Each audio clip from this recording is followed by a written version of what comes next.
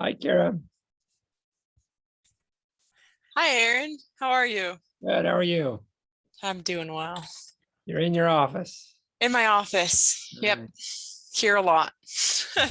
I've had a lot of things to do, and so I feel like I've spent a lot of time in this kind of like pitiful space. But it's nice to have a lot to do. I like that.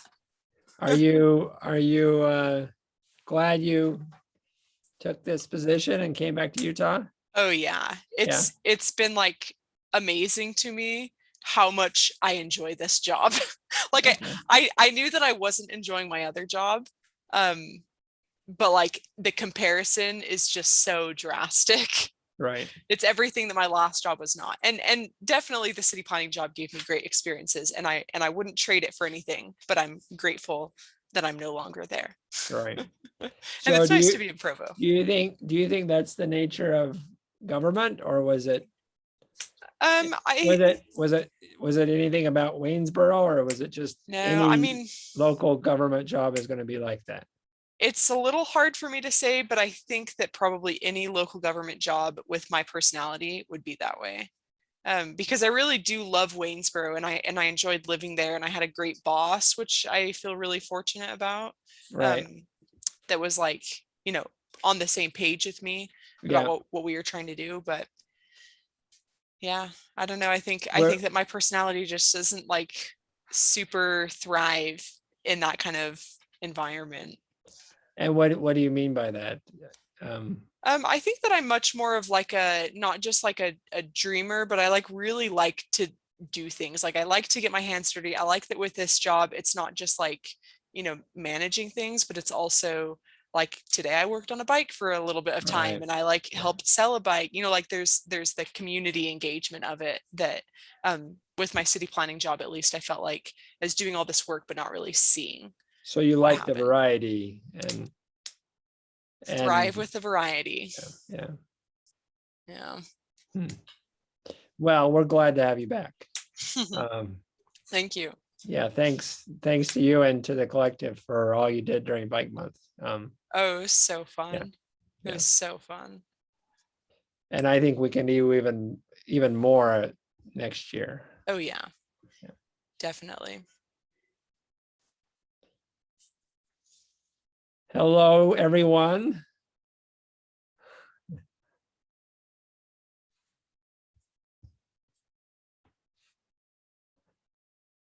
Hi, Rebecca. How's San Francisco? It's toasty today. We're in the 80s. Are you in the city itself? No, I'm about probably 45 minutes outside. I'm closer to Berkeley than I am San Francisco, So you're in East Bay. I think. I don't know. You're We're you're in the you're suburbs. you're across the bay Yeah, to the east. Yeah. probably. What, in Berkeley itself, or? No, it's Orinda. It's like 15 minutes from Berkeley. Okay. It's a place where a bunch of NIMBYs live. Is it to the north of Berkeley, Um, or? I think it's more like sideways. I'm not really good with northeast, so it's sideways. So probably further to the east then. Probably. Yeah, over the Berkeley Hills. Yeah. Yeah. Okay. All right.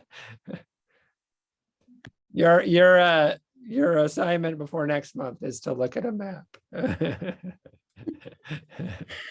Yeah, I should. I refuse to drive here. I'm terrified. Oh, So yeah, I'm really not good at like figuring out where things are because I right, refuse to, right. yeah, learn.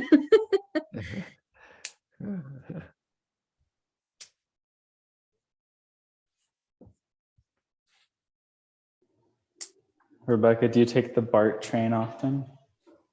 If we ever go into San Francisco, we will before COVID anyways. That's like the main way we'd get into the city because parking's pretty ridiculous. But since COVID, we've had to kind of drive in just because my father-in-law is high risk and has diabetes. We're all vaccinated now though, but we just haven't had this need to go into the city. So Yeah. but we do use BART. I hate it. It's really loud. It is loud.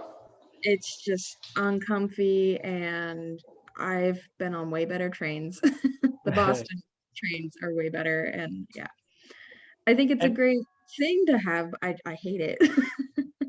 And pretty soon you're going to have great trains and great biking and great food. And I'm so excited. that starts this fall, right?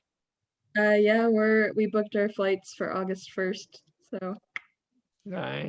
it's Cool. happening. Cool. And how long are you, is it Denmark, right? It's Denmark. Belgium. Belgium. How long are you there? My program's a year and Alex is 2, so we'll be there for a minimum of 2 years. I'm hoping to stay there a bit longer. Nice. Cool.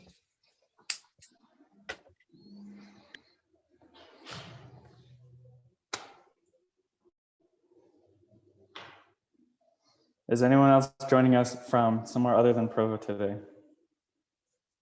Probably Christine. If you are, thank you for joining us, even though you're away.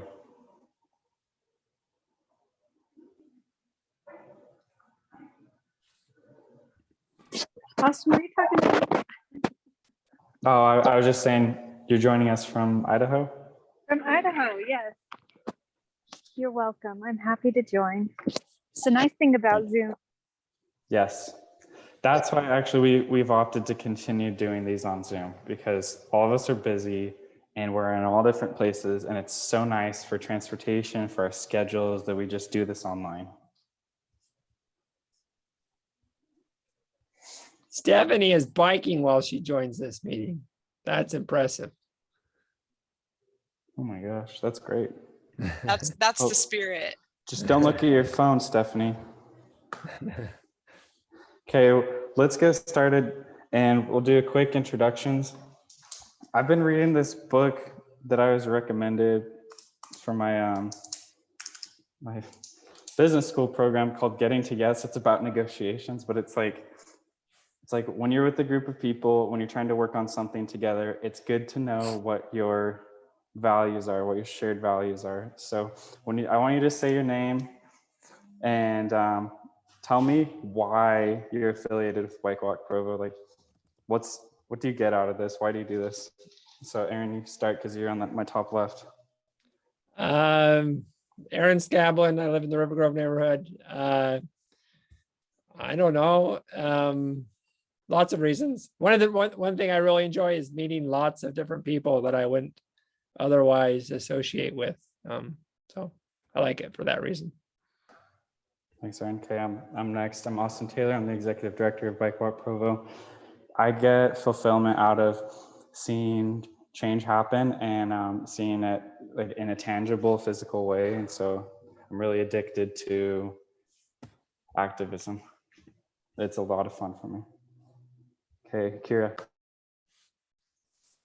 Kira, I live in Provo, and I also am the director of Provo Bicycle Collective. And I mean, I first got involved with BikeWalk Provo because I just wanted to see change, and I felt like infrastructure in Provo was lacking, and wanted to join with other folks who are not just like complaining, but actually trying to do something. So I value that with this group.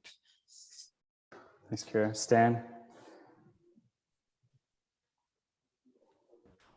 Stan Morris. I have been learning a lot about active transportation and the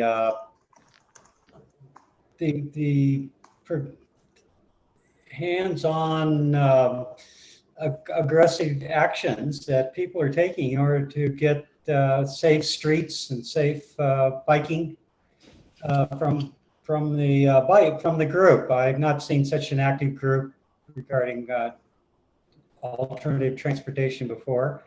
And also, I'm really enjoying all the bike rides. Actually, when I first arrived here about 2 years ago, I couldn't really find anything except for Mary's Saturday ride. And now we've been having a lot of them. In fact, someone in the neighborhood just popped up with a ride coming up next week. So thank you all for everything you're doing. Yeah, thanks, Stan. Okay, James. Yeah, I'm James.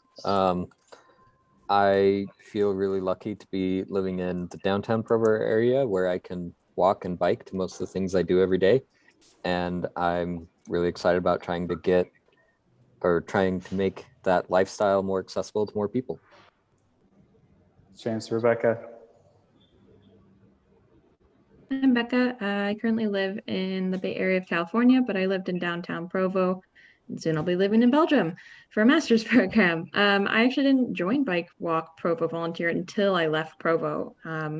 I really missed the community. I would go on a lot of social bike rides, and I loved that about Provo, and would hit up the bike collective and do lots of activities through there. And once I moved to California, I realized they don't have that in the area that we're currently in. It's really hilly, not very bikeable, lots of potholes. Like I said, beginning kind of a lot of NIMBYs, and I missed that community and I wanted to be a part of it. So I was like, you know what? We're volunteering from abroad. Thanks, Rebecca. Okay, Robert Mouse. Sorry, guys. I'm Robert Mills. I work here for Provo City. I no longer live in Provo, but still really closely associated with what's going on here. I really love coming to these meetings because values that BikeWalk Provo has really closely aligns with my personal ones. I love the idea of being able to just be an active participant in your community, and I applaud that. Thanks, Robert. Clark. Hey, I'm Clark Pixton, Director for Data and Research at BikeWalk Provo. I live in the Lakeview South neighborhood. Sorry for the banging. There's guys working on our roof. Lots of reasons. Most recently, I found Walkable City Rules by Jeff Speck at the Pioneer Book and bought it. And the first 5 or 6 rules talk about all of the advantages of having a walkable and bikeable city. And it just was sort of a catalyst for me to say, hey, let's make that happen. There's not a whole lot of downsides. So happy to be here. Thanks, Clark. Okay, Rachel. Hi, I'm Rachel. I'm in the Mazer neighborhood. I had come to the meetings for a while, but I'd been involved with BikeWalk Provo before, when it was the Provo Bike Committee. I'm running for city council right now, and I got to spend a year living in Belgium. It was fantastic for biking, and I'm very excited for you, Rebecca. That will be great. And right now, biking is my only form of transportation because I've got a cast on my right foot and I can't drive my car. Thanks. Okay, Carly. All right, Carly Reber in the Mazer neighborhood. Motivation on an unselfish note. I living in the Provo, I've really benefited. The work that people have done in the past has been what enabled me to, and my husband to go car free a couple of years ago, which has been a real benefit and boon to us. And I wanted to pay that forward by getting involved. On a more selfish note, I have a growing interest in potentially doing active transportation advocacy or something along those lines as a career. So getting experience is really great. Yeah, thanks, Carly. Okay, Christine. Hi, I'm Christine. I'm the Director of Communications for BikeWalk Provo. I think my value with being part of this organization kind of stemmed from a sustainability aspect. I was taking a class at BYU and it kind of showed me that the lifestyle that I wanted could also really contribute to more sustainable approach to transportation. And so that kind of got me involved, that the lifestyle side of it kind of keeps me involved. I really just love being out with my kids and in our city and seeing the improvements that BikeWalk Provo has helped create. So echoing some of the sentiments from others. Yeah, thank you, Christine. Okay, Victoria. Yeah, hi, I'm Victoria, and I'm here because I'm a BYU student without a car, so I'm kind of invested in this. Nice. Thank you, Todd. Hello, yes, I'm Todd. So my main motivation is my wife told me to, but also I think cars are really irrational and they make me mad. And I lived in Ukraine for a couple years, and they don't use cars as much as we do, not even close. And they have like 50-year-old trains and their infrastructure is falling apart, but they still have a better, experience than we do in the US. So that's why I'm here. So if the Ukrainians can do it, so can we. Yes, thank you, Todd. Okay, we got Rick West, if he's still there. Or we have a corner of a room. We're gonna skip him. Okay, Hugh. Sorry, was that me? Yes, sorry. Sorry, I had to get my kids going on their tutoring. But yes, so I'm here and I'll talk for Stephanie as well. So we're part of BikeWalk Provo. We live over by Provost Elementary. We bike our kids to school every day and to work and do things like that. We just love the way it makes us feel and want to help Provo have better infrastructure that can be safer for kids, not just for me, but for my kids to bike. So that's kind of why we're here. Yeah, thanks. Okay, Hugh. Hugh Van Wagenen. I'm in the Joaquin neighborhood, and bikes to me are a magnificent tool to bring communities together to improve our health, to get around and just improve the fabric of our society. Thanks. Thank you, Hugh. Okay, Chris Day.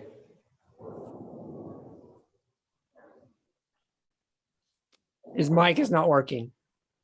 Okay. But he says, I love biking and I like exploring new data stuff. Excited to help out the data team. Awesome. Yeah, we're gonna have a great data presentation today from you guys.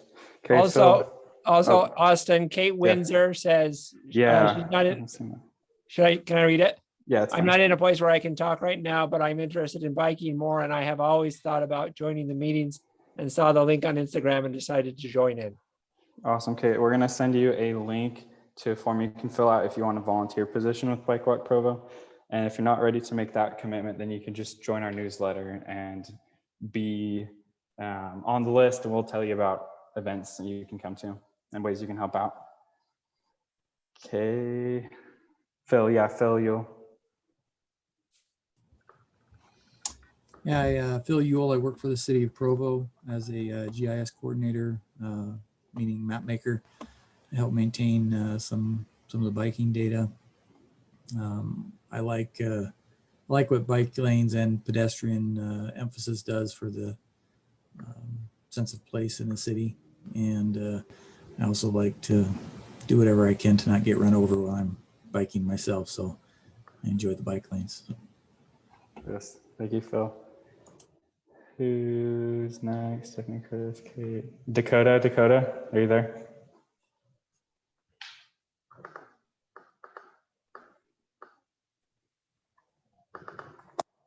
Okay, we're gonna skip Dakota. We got Heather. She says her house is super loud. Oh, Happy okay. to be here. Thank you. Yeah, Dakota's here. Sorry, I'm Oh, biking Dakota. home from work and I had to pull over. No worries. Thanks for joining in. Dakota's on the board of directors. Yeah, so I'm the secretary on the board of directors. My name's Dakota, and I bike home. Well, I bike to work every day. So, yeah, so that's a big part of my life. And not only that, I'm working in active transportation and just trying to keep our community healthy and happy and able to commute in a better and more positive way for our environment as well as for our health. So, yep, that's me. Thank you, Dakota. Okay, last we got Eric.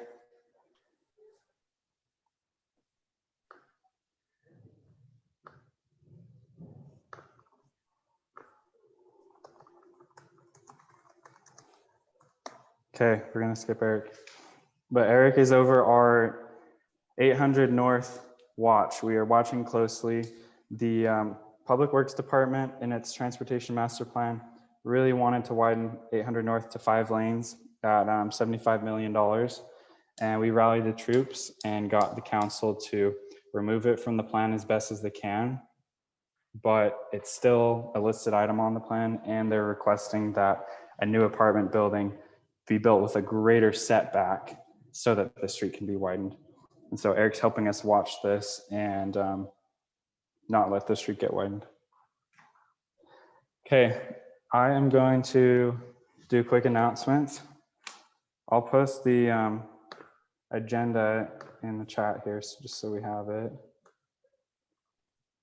And I'm going to be very quick with the announcements so we can move on to the more exciting stuff. So, okay, first things is we have been, so it's election season right now. And some people have indicated they're going to run for council. Some people are dropping out from the council. They've put in their time. So of note, the board of directors president, Dave Harding, he's the president of our board for BikeWalk Provo. He is stepping down from his position. And then there's Rachel, who's in this meeting and is a BikeWalk Provo volunteer, is running for that position.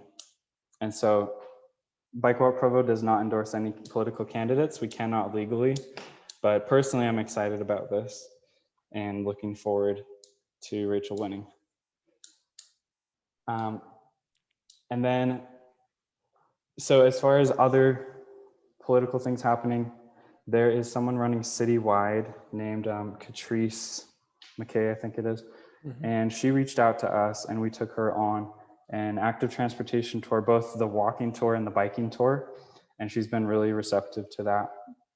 And we sent her videos to watch after, and she even purchased the book Smart Growth Manual from Andres Duane, Jeff Speck, Mike Lydon, and she's been reading it, which is fantastic. So we are trying to indoctrinate the people who will become the decision makers for the city so that they can make sound decisions. And then lastly, just a few days ago, Marcia Judkins is on our board of directors. She is a state legislator. She's in the Utah House of Representatives. She invited all of the state legislators that represent Provo, both the Senate and the House side, to our bike tour. And we ended up taking 3 of them on the bike tour. And we thought this was important because they decide transportation funding for the state DOT. And oftentimes the state as well gives grants to cities. So they hold a lot of power funding wise. And we wanted to show them the good things that come from spending money on biking and walking infrastructure. So they're extremely receptive. The 3 that came were Norm Thurston, Marcia Judkins, and Adam Robertson. A bunch of the other ones were at Lake Powell or just didn't come. But those that attended were very receptive to it. And okay, here's one exciting thing. So the state has awarded Provo City's Parks and Recreation Department a $300,000 grant to improve the river trail. And the section that they're going to be spending this on is near 2230 North, where where it's just a really narrow sidewalk right by the BYU recycling facility. So that's not the construction that's happening right now, but that's coming in the future.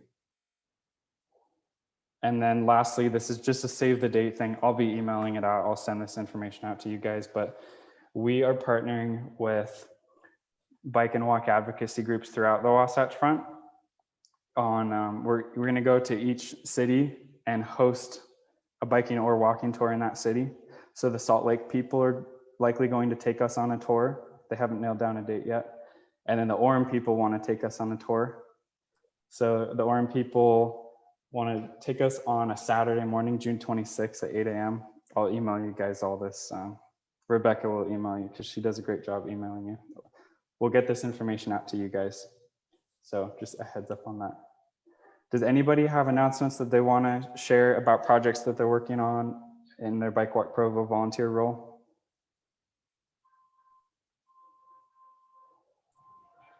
We haven't nailed down details, but we have tentatively planned a trash cleanup service project on the 19th for this month, June 19th, with the Provo Bicycle Collective, but we'll nail down details on that in the next week. Cool. Also, Austin, if I might mention that next month, Jim Price from Mountain Land Association of Governments will be joining us. He has a few $1 million that he'd like to give Provo, and we need to come up with ways for him to spend that money in a big way. So watch for information on the Slack channel, but also on Facebook groups, soliciting your feedback, your ideas of how we might create a more robust bikeway and pedestrian network. So look for that, and please share it with other people as that information goes out. And then Jim will join us next month to brainstorm further and kind of get his feedback.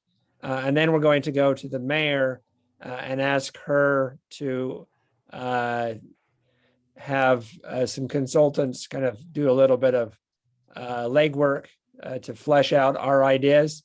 And then in the fall or early next year, we'll be applying for those funds.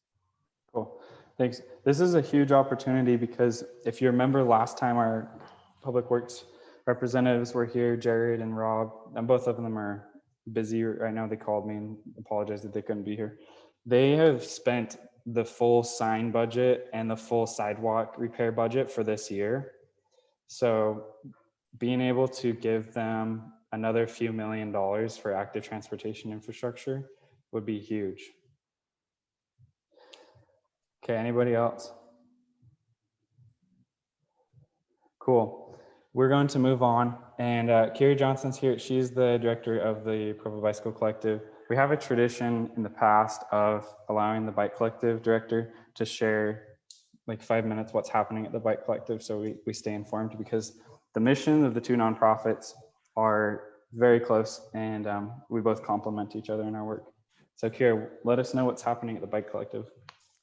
Thank you. A lot is happening at the Bicycle Collective, which is so fun. Thank you to everyone who came to Bike Month events. Our social rides were a blast and a hit, and we want to keep hosting social rides.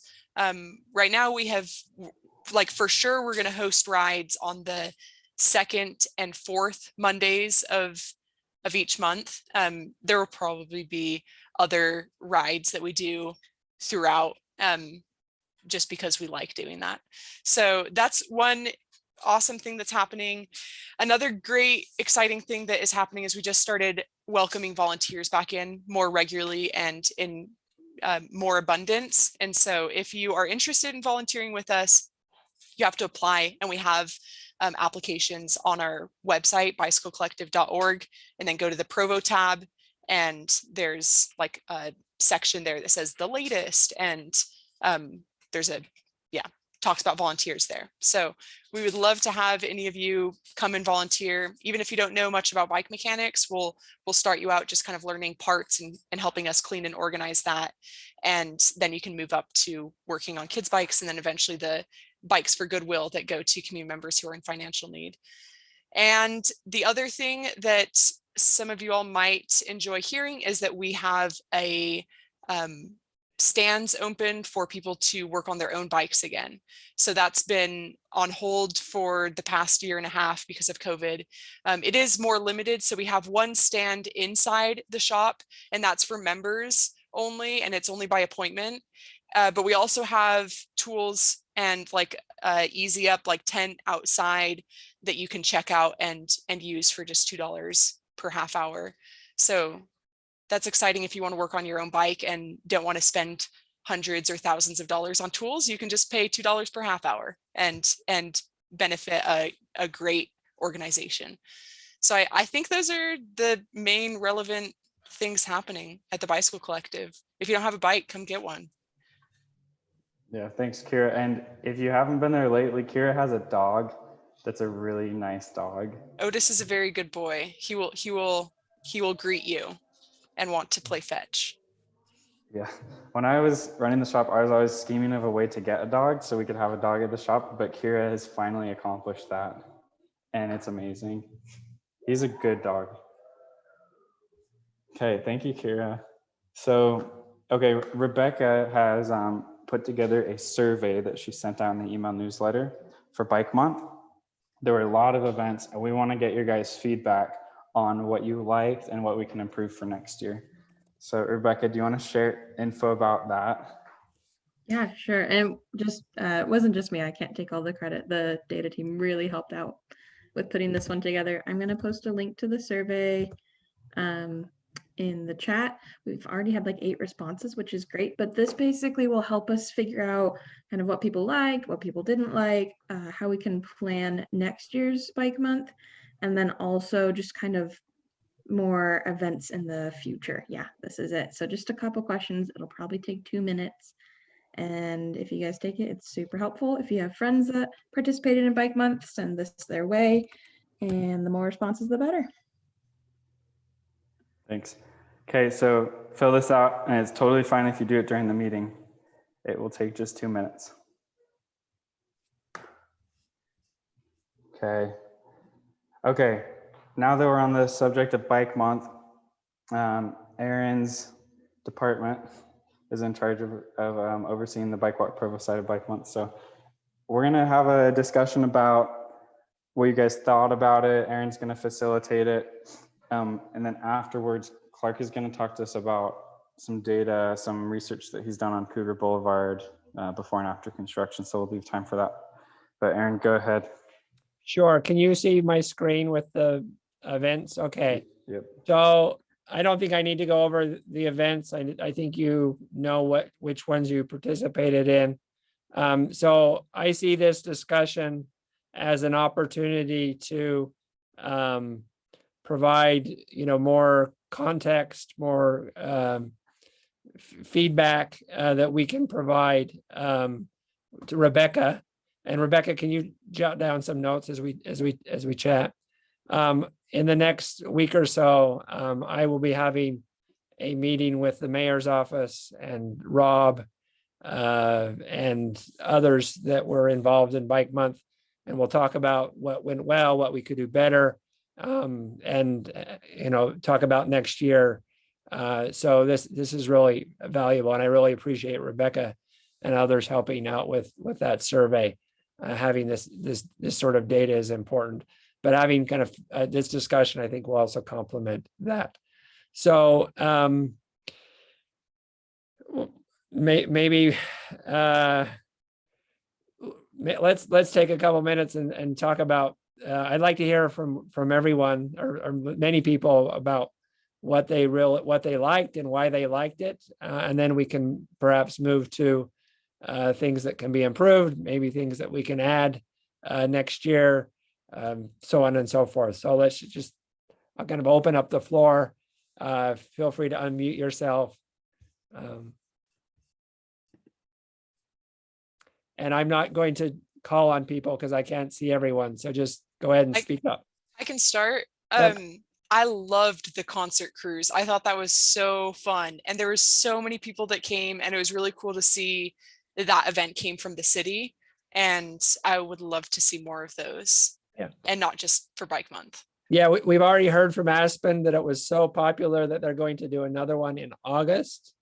And, you know, that night, some of you may have seen the post, but I said, you know, this is the new rooftop concert series. And actually at one of the performances, there were people sitting on a rooftop taking in the music. So yeah, I hope it will. There'll be another one this summer, and I hope they have multiple ones next year. Yeah. And I've also encouraged Aspen to think about other locations so that we can have different routes, so people can experience different areas of Provo. Thank you, Kara, for starting us out.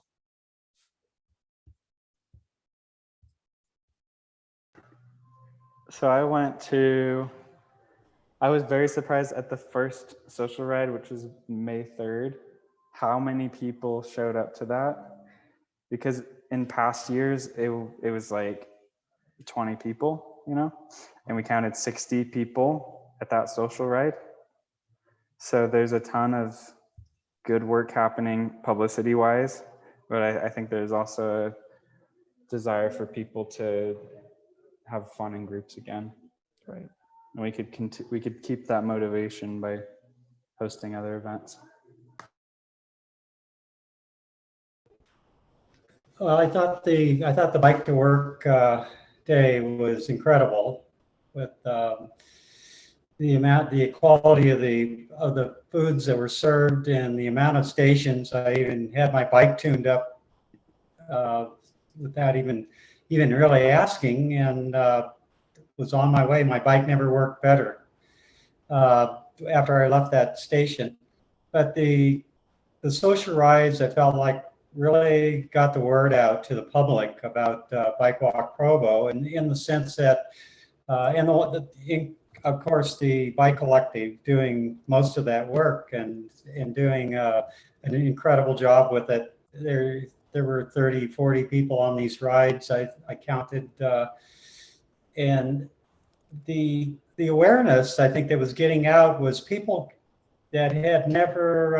I asked many people if they knew about BikeWalk Provo or how long they had been involved in, and very few people that I asked really had been involved with BikeWalk Provo or even knew about it. So the rides were attracting people that were not aware of the group, and I was surprised how many people weren't aware of the group. So that, I just want to give a shout out to that last ride that we did on Memorial Day night that Kara was leading. That was an incredible adventure. And for even someone that knows a little bit about some of the places we went to, I mean, it was just a whirlwind. And she was very adaptive. You know, the cemetery gates just started to open up after we had gone by them, and she turned around, and next thing I know, we're in the cemetery. I met people on these rides. Every ride I met someone, and I met and established some good contacts. And thank you for all you did, Kara, for those rides. And especially, I would have liked to have made all of them, but I think I missed a couple due to work. So. All right, thank you, Stan. I think we could continue these testimonials forever. It was such a great month, but I'd like to hear what you think might be improved, what we might add, kind of reflect on the month, and how can it be even better? And any critiques are welcome. I have one thing. When Stan was talking, he was talking about exploring new areas of Provo. That made me think about how just by the nature of who we are, where we live, where we work, a lot of the rides start and go around the downtown area. And maybe next year we could do things that are on the fringes. You know, we could start a ride in West Provo. We could start a ride in the north or in the south, so we can explore different areas or make it easier for those people to come. And perhaps maybe some of our social rides going forward this summer might be in different parts of Provo and explore different neighborhoods, which I think would help us expand our reach to beyond the greater downtown. Yeah, thank you, Austin. Other comments?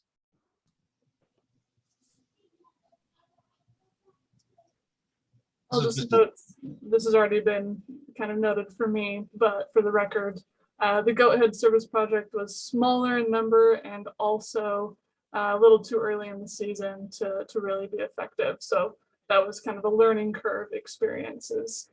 Maybe a service project in May, but probably not Goat Heads in the future. Yep.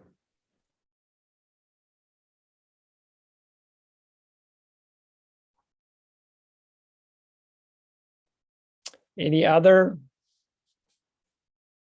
suggestions, ideas? On the social rides I went on, I do love them. It's great. Everybody's out. One thing that I struggle with personally is I'm not terribly outgoing, and I find myself chatting with the same people that I always chat with, even though there's a lot of different people around. And so I'm not quite sure what the best thing to be, to help people mix and mingle a little bit more. But that's just something just to think about. Is there an opportunity for some sort of different interaction? Because while you're riding, right, also, I mean, it can be tough to start a new conversation at times. So anyways, it's just something to think about. Are there other ways to help people interact around bikes, at the beginning or the end of a ride? And for that reason, I like the cargo bike roundup quite a bit, because everybody stopped and there was an opportunity to sort of chat with different people and their bikes. And so I like that aspect of it, to be able to just chat outside of the ride. That helped me out a lot. I have a related comment. I'm similar to Hugh. I have trouble initiating conversations with people. And so I went to one of the social rides on my own. I actually met a couple of really cool people. But as I was riding along, I thought to myself, there's a couple of people that I would really enjoy going on a ride with who probably wouldn't have thought to come. So for me next year, I'm going to probably set a goal to, invite someone along who has a bike but doesn't ride it all that much. And I'm wondering if we could make that a part of our, just a reminder in the monthly meetings or on social media or something. Just bring someone along, because it's, then it can be, growing the community, as well as exposing even more people to BikeWalk Provo and Provo infrastructure and all of that. Thank you, Clark. That's a great idea.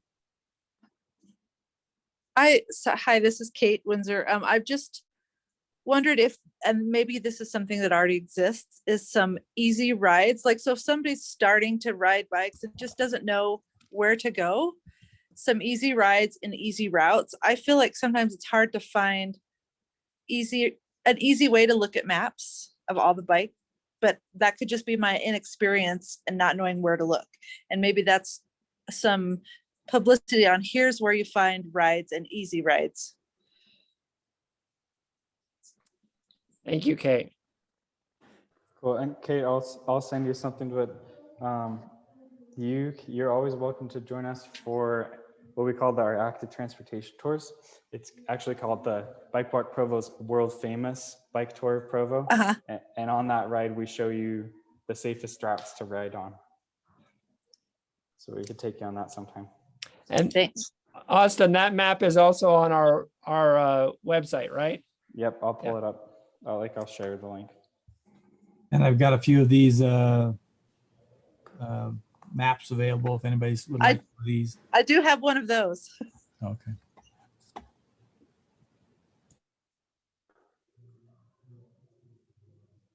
Any other final comments? You can always enter any more into the survey. There's some open-ended questions in the survey. So I think just to follow up on what Kate was saying, maybe it'd be cool to have a service during the month that says, hey, you're new to riding and you don't know how to get from A to B. Well, contact this BikeWalk Provo ambassador who can escort you, right? And help you along the way. or whatever it might be, just I to can, take the I edge can off of. I actually, for a Relief Society activity in my ward, that was something I auctioned off as a service, was helping someone figure out a route. And I have two people that I'm working with, and yeah, it's really fun, and it really makes a difference for that individual who's just overwhelmed, but really wants to be able to figure out how to commute to work or whatever. Nice. One last thing to round it up, Aaron. We told people that there would be Spanish translation at the active transportation tour, but we should make next year's active transportation tour, at least one of them, or like a separate one. They put all the marketing materials in Spanish on that one, so it's extremely clear. This one is targeted towards the Latino community. All right. Austin, may I ask one more question? Yeah. Are there any ideas? Does anybody have any ideas of how to grow the Bike to Work Day even more? This was the best year ever. We had the most businesses participating, huge number of participants, but we want to keep growing this. And I want to get to the point where we feel like we need to have a winter Bike to Work Day as well. But any ideas you have about improving, growing that event? And we just have 2 minutes for comments before we turn it over to Clark. I wonder if there could be different stations. I remember one year we got to try out this really cool electric bike, and I had never ridden one before, and I got to ride it around Center Street. So like maybe one section would be like, you can try cargo electric bikes here. Another section could be like, here's really cool gear that you could use for winter. If we do one in the winter, like this is the gear you need for the winter, because it's possible to ride in the winter. Utah's great for it because it's so dry. The streets are pretty dry. You just got to stay warm and bundle. So just kind of like more educational, but like in different areas. Does that make sense? Yeah, that's a great idea. Yeah. I like the idea of exposing more people to e-bikes, because I think that's going to help us grow the ridership. Yeah. Yeah, education station's awesome. Yeah, one more minute. Any other comments about? I also, along the lines of education station, is maybe a list of, I know we have the Bike Collective, but other shops, and we use Outdoors Unlimited sometimes, lists of where you can service bikes or learn about, all that kind of information.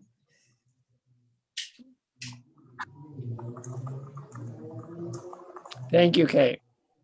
One thing that I was proud of this year is we got all the bike shops except one to participate in Bike to Work Day, providing tune-ups, being involved. So next year we're going to get all of them involved.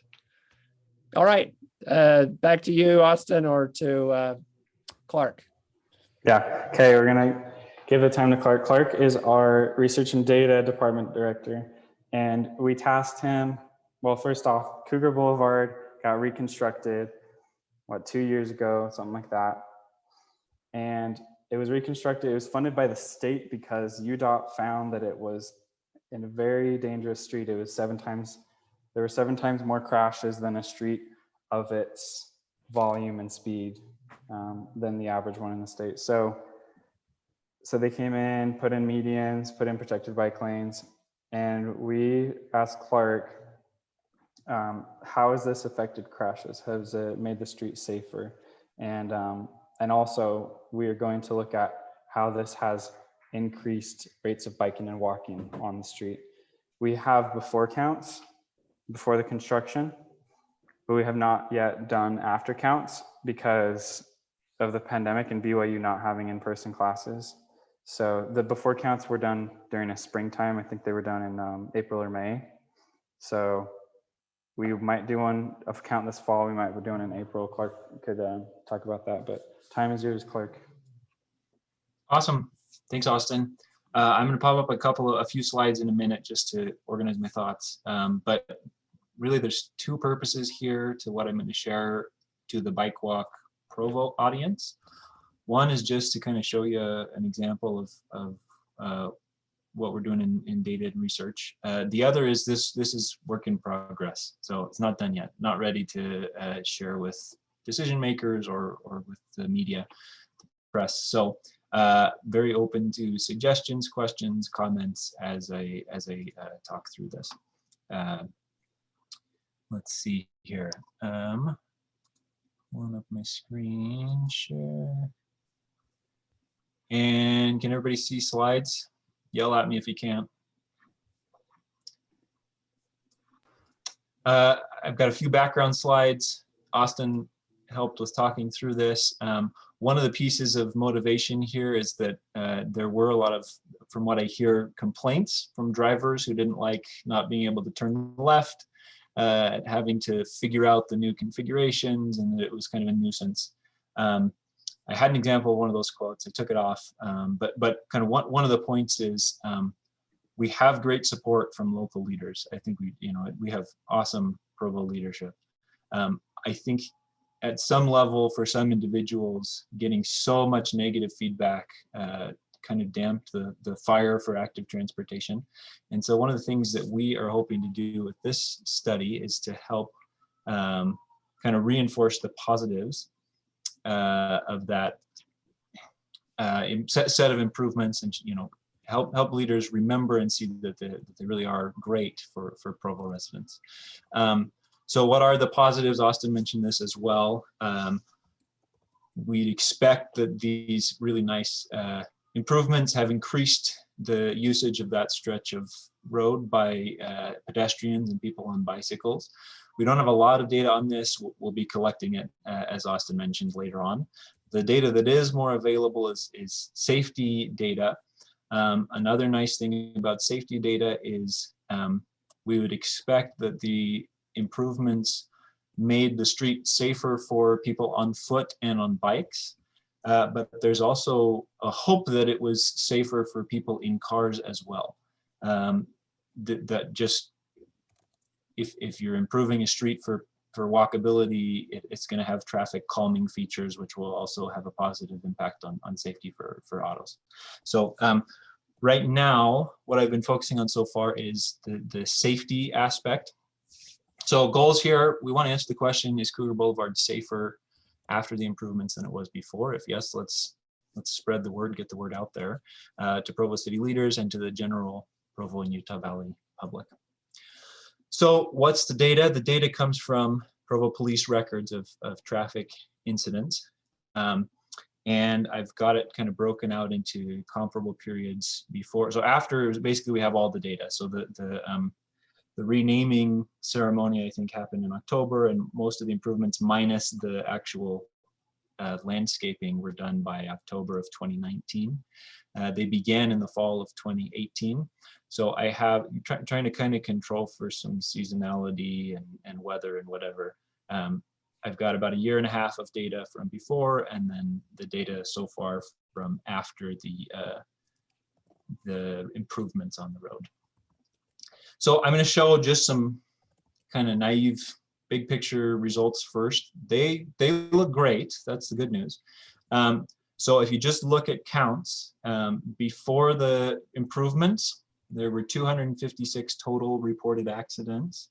After, there are only 158.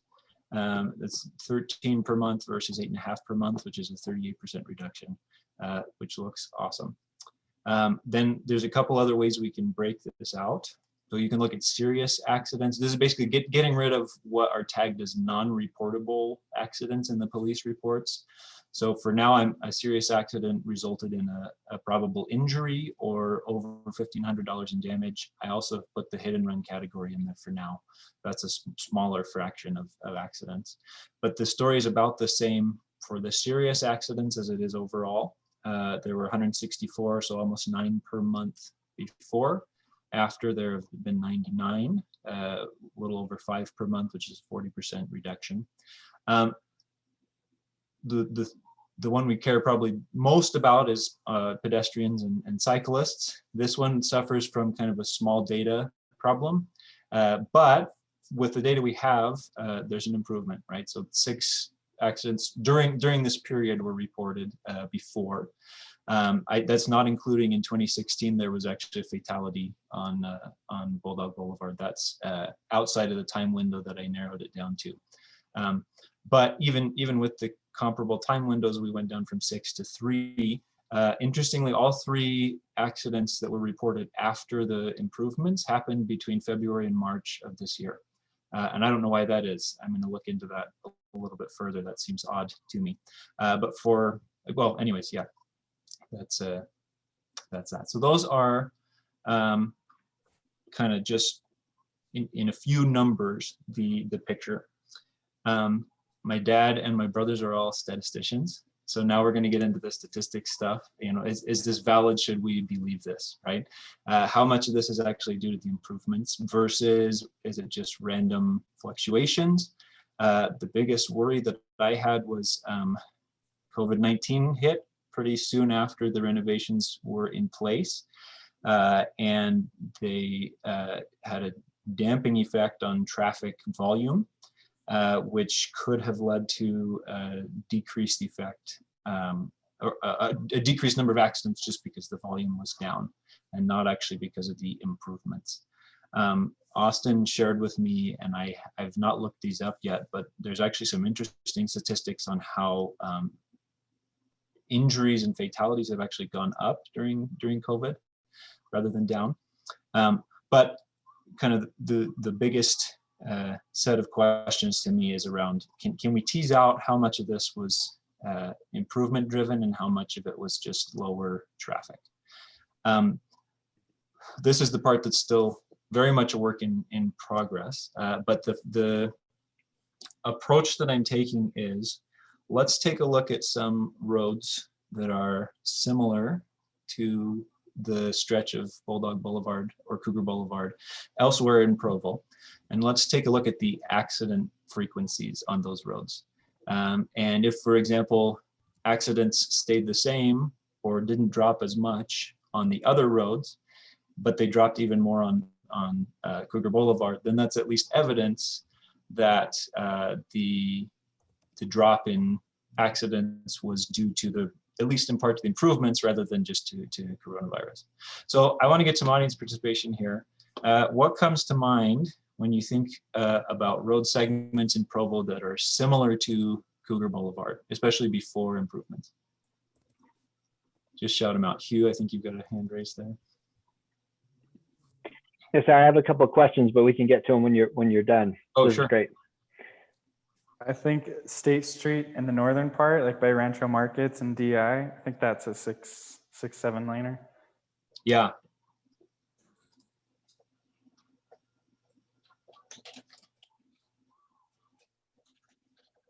Anybody else can jump in? I mean, interestingly enough, there's a reason why this got retrofitted, is because it was such a terrible road for all users before. Unfortunately, we don't, with State Street being reconstructed recently, 3rd South reconstructed a few years ago, like we don't have as many stretches. I mean, I think Austin's example is probably the best one, that is, with 3 lanes in each direction. Yeah. Second pre-improvements. Cool. Yeah, Maybe University Avenue or University Parkway over by the Walmart and the JCW, that stretch. Yeah, I think that's just barely an Orem. So I don't have connection to the police department, but yeah, that's or were you referring to South University Avenue? Well, the Walmart, the little neighborhood Walmart. Oh, the neighborhood in Provo, right? Oh, The University JCW. Parkway. Got it. Yeah, That's University right. Parkway. Yeah, that's it. But then also Aaron's new one that he brought up, that's like the same, University Avenue south of 600. That's a 6-7 lane, unlimited left turns. Gotcha. Cool. Clark. Also, I mean, I do think that Bulldog, now Cougar, was great for it needed this because it had too much capacity for the volume. And that made it easy to slice off the outside lanes. I don't think there's too many other roads like that in Provo, fortunately, as you mentioned. But yeah, I do think Center Street, while it has a lot of volume, arguably we would like to see the volume go down and go around it on First North. and some sort of treatment on Center Street to make bicycles feel welcome and help reduce the volume would be cool. Great. Yeah. Yeah. Thanks for the feedback. For now, what I'm kind of looking for is just similarity, not necessarily that we want to treat and improve, but just for the sake of kind of doing some sense checks on the data. I heard a couple others. We're kind of running out of time. I'm going to show what I have so far is just a rough comparison. And then I'm happy to stay on past 6 o'clock if there's some data nerds that want to keep talking to me, or feel free to reach out one-on-one. So the one that I've done so far, and honestly, part of it's been because of the data, is 300 South, that stretch of retail between 500 West and 700 East. I want to do State Street North, but unfortunately I have data by address, not by GPS, and so it's a little messy for me to go in and take a look. And I'm stretching the patience of the Provo Police data guys, although I think I can get a couple more things from them. But just thank you in the end. Yeah, I think so. Just some quick results. The punchline here is actually citywide, and 300 South in particular also had a big reduction in accidents. However, it was not as significant for the serious accidents category. So if you remember from before, it was a 40% reduction on Cougar, is 25% on 300 South. And for biking and walking, again, small data, we can't draw a ton of conclusions here, but there was a 0% reduction on 300 South versus a 50% reduction in Cougar Boulevard. One last quick data point I ended up tagging on here. I have data that I believe is for all of Provo. So if you look at specifically biking and walking, there's a 25% reduction in the rest of Provo compared to a 50% on Cougar Boulevard. So that's where we're at. Current summary. I'm going to skip this because it's still preliminary.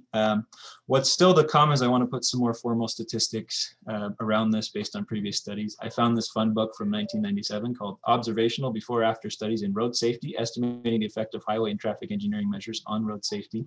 Beautiful title. So I'm starting there and then looking at more recent studies as well to put some formal statistics and math behind this. And then I need to get into the messy data a little bit and find some better segment comparisons and double check the data that I've got. So let me check in with Austin. We can take a couple minutes of questions, or if you want to kind of end the meeting, and then I can stick around to talk to interested people. I think it's good to take questions. If people have to head out, feel free to do so, but it'd be good to talk more about this. Awesome. I had a quick question on, sorry if you mentioned this, but like how you got your data points. You mentioned the Provo Police was one for like accident reports. Are there any other points of interest that you would reach out to get those statistics? If anybody knows of some, I'm happy to hear it.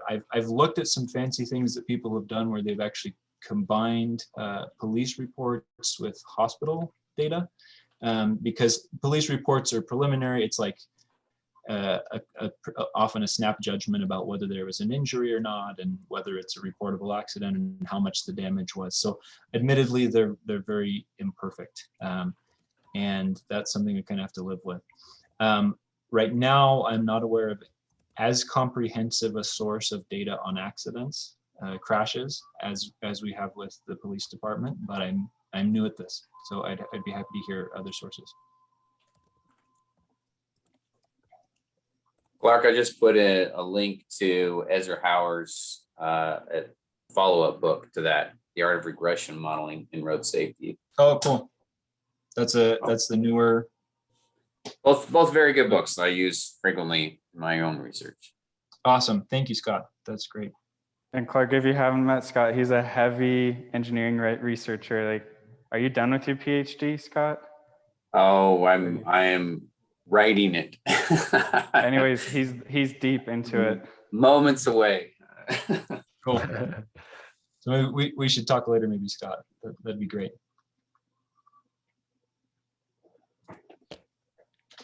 generally speaking about messaging around this whole corridor, right? I've heard the same thing, like, oh, these darn people who bike, look what they've done to the road. And every time I hear that, I try and say, like, most people are upset at the center median, right? Because they can't turn left where they want to turn left. And that was going in regardless of the protected bike lanes. Like that's a road safety project and had nothing to do with the protected bike lanes. And so I think that's just a really important point to always message. And like that, you know, it wasn't the bike lobby coming in and saying we need a center median. It was, this road is dangerous. We need a center median to avoid the turning conflicts, right? And the conflict points along the roadway. So that being said, Clark, I'm really interested in, you know, the after crash data for vehicles, and if it was sort of sandwiched early on, like right after the improvements were made, as people were adjusting to the different environment in which they were driving in, and has it sort of trailed off, if that makes sense, right? It's sort of front loaded, and then as people learn to drive through the corridor with the new improvements, it's tailed off. I don't know how that frequency, but I'd certainly be curious about that. That's a great question. I'm trying to think. I think I looked at one time trend graph, but I definitely not equipped to answer that yet. So I'll take a look for sure. Cool. This is really great, by the way. Thanks for doing it. Yeah, happy to.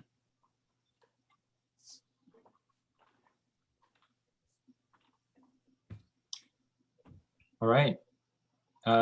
Please feel free to reach out. I'm very open to comments and feedback. Hugh, to your point about the median, I think the plan is to do some kind of write-up that'll end up getting some kind of media story, so we can take that opportunity to reinforce the fact that that median was going to go in no matter what. I think that's a good reminder. Yeah, and hopefully this will make it easier for UDOT and for Provo City politicians and staff to put in these kind of improvements, because then the public will understand that there's actually data that shows it makes the roads safer. I have a quick question, Clark. Those three crashes involving pedestrians and bicyclists, do we know precisely where they happened? There are two of them were at the 5th West intersection, and one was at University Avenue. So none of them were at Canyon Road and Bulldog? No. No. Okay.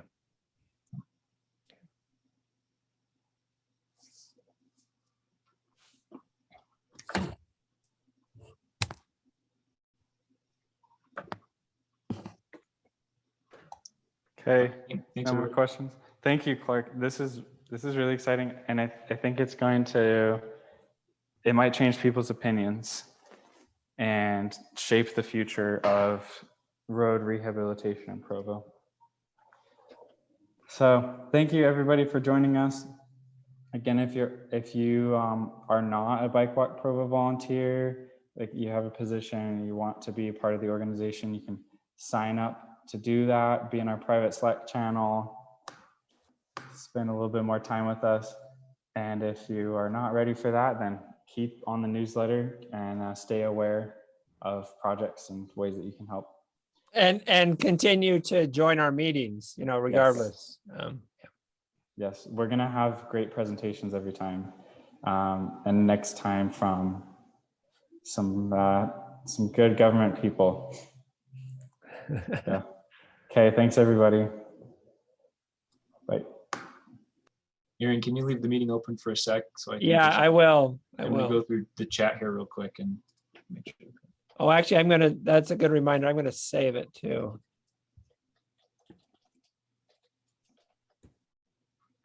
Awesome. Clark, do you want me to send it to you? Sure. Yeah, if you just send the chat feed, that'd be awesome. Okay. Actually, you know what? It looks like I got back to the beginning, but in case I missed something, it'd be good to have it. Okay, will do. All right. Thank you. Awesome. Thanks. Yep. See ya.